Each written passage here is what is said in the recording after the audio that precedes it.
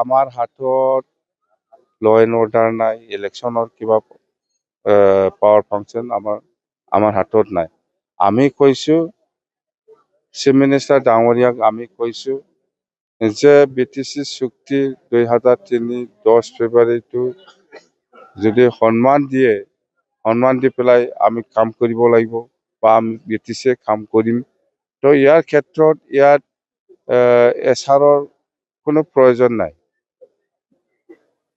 আমাৰ 2003 চনৰ 10 ফেব্ৰুৱাৰী যিটো চুক্তি, এইটো এটা আইনগতভাৱে পাছ হৈ গ'ল পাৰ্লিয়ামেণ্টত। তো ইয়াৰ SR বা কিবা কিবি মোৰ হিচাপত লাগু হ'ব নালাগে।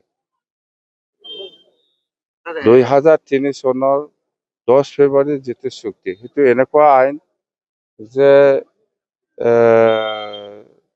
2003 চনৰ 10 ফেব্ৰুৱাৰীলৈকে যিসকল আছে চবেই BTCৰ বাসিন্দা।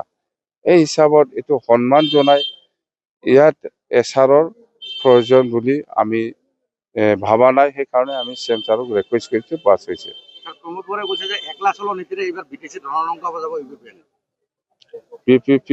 UPPL এনেকুৱা ৰণদংগা না কি কয়, এইবিলাক কৰিবৰ কাৰণে মেন পাৱাৰে নাই এতিয়া।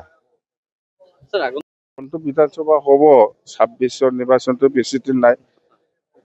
কি কয়, এপ্ৰিল মাহত হ'ব লাগে, কথা সেইটোৱে। ভাল হ'ব আমাৰ।